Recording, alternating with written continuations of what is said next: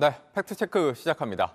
코로나19 걸렸나 집에서 직접 검사하는 자가 검사 키트, 이제 약국에서 살 수 있습니다. 임신 테스트기처럼 두 줄이 나오면 양성, 한 줄이 나오면 음성입니다. 혹시나 해서 키트로 검사해봤더니 음성 나와서 안심했다. 여러 번 검사하면 정확도가 올라간다더라.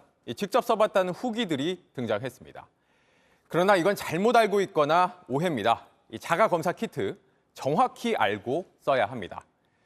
우선 한 줄 나왔다고 안심해선 안 됩니다. 감염이 됐는데도 아니라고 결과가 나오는 가짜 음성 때문입니다.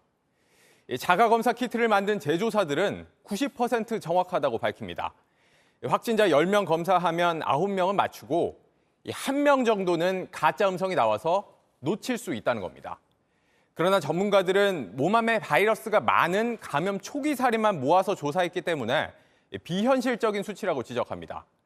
실제 의료 현장에서 무작위로 검사를 해보니까 2명 빼고 나머지 8명은 가짜 음성이 나와서 모두 놓치더라는 겁니다. 작년에 31번 환자를 찾음으로써 신천지 관련 대규모 유행을 찾아냈잖아요.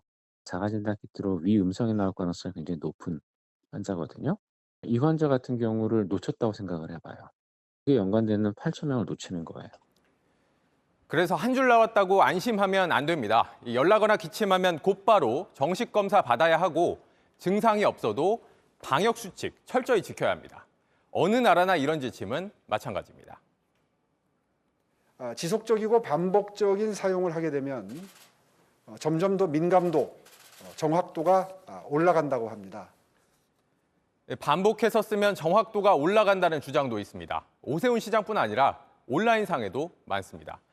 그러나 이건 역시 오해해선 안 됩니다. 자가검사 키트로 한 번에 여러 번 검사를 한다고 정확도가 높아지진 않습니다. 미국 질병통제예방센터가 2천여 명을 상대로 2회 반복 실험을 했지만 가짜 음성을 잡아내지는 못했습니다. 다만 증상이 나타나기 전부터 꾸준히 여러 차례 검사를 하다 보면 결국 숨은 감염자들을 찾아낼 수 있다는 주장이 있습니다. 그러나 보통 증상이 나타나고 일주일 정도 뒤에는 검사를 반복해도 가짜 음성이 나오는 등 잘못 썼다간 숨은 전파자를 키울 수 있다는 반론도 큽니다. 신속항원 검사 음성이면서 PCR 양성인 사람들의 대략 한 20-30% 정도에서 감염이 가능해요. 본인이 음성이라고 믿는 사람들이잖아요. 본인이 안전하다고 믿는 사람만큼 슈퍼전파자가 되기 좋은 사람은 없는 거예요. 자가 검사를 권장하는 영국에서도 이 자가 검사 키트는 정지 신호, 빨간불의 역할이라고 강조합니다. 음성 나왔다고 녹색불에 길 건너듯이 자유롭게 활동할 수 있다는 오해 막아야 한다는 겁니다. 팩트체크였습니다.